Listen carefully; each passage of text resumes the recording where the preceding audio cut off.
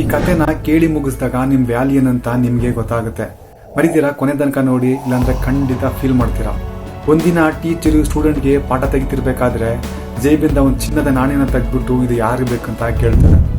ಅಲ್ಲಿದ್ದಂತ ಎಲ್ಲ ಸ್ಟೂಡೆಂಟು ನನ್ಬೇಕಂತ ಎಲ್ಲರೂ ಕೈ ತೆಗಿತಾರೆ.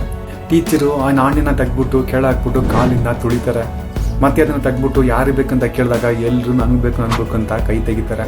ಮತ್ತೆ ಟೀಚರು ಚಿನ್ನದ ನಾಣ್ಯನ ತೆಗ್ಬಿಟ್ಟು ಒಂದು ಸುತ್ತಿಗೆಯಿಂದ ಹೊಡೆದಿ ಮತ್ತೆ ಅದನ್ನ ಯಾರು ಬೇಕಂತ ಕೇಳಿದಾಗ ಎಲ್ಲರೂ ಮತ್ತೆ ಅದೇ ತರ ನನ್ಬೇಕು ಅಂತ ಕೈ ತೆಗಿತಾರೆ.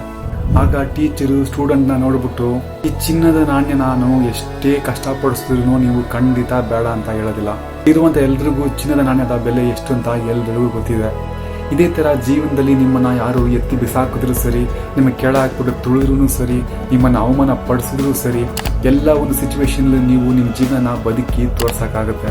ನಿಮ್ ವ್ಯಾಲ್ಯೂನ ನೀವೇ ಕಮ್ಮಿ ಮಾಡ್ಕೋಬೇಡಿ ಅಂತ ಹೇಳಿದ್ರಂತೆ. ಈ ವಿಡಿಯೋ ನೋಡ್ತಿರೋ ನಿಮ್ಗೆ ನಿಮ್ ವ್ಯಾಲ್ಯೂ ಏನಂತ ಇವಾಗ ಗೊತ್ತಾಗಿರುತ್ತೆ. ಈ ವಿಡಿಯೋ ನೋಡ್ತಿರೋ ನಿಮ್ಗೆ 1% ಆದ್ರೂ ಮೋಟಿವೇಶನ್ ಆಗಿದ್ರೆ ನನ್ನ ಫಾಲೋ ಮಾಡ್ಕೊಳ್ಳಿ. ನಾನು ತುಂಬಾ ವಿಷಯಗಳನ್ನ ಮಾತಾಡಬೇಕಾಗಿದೆ.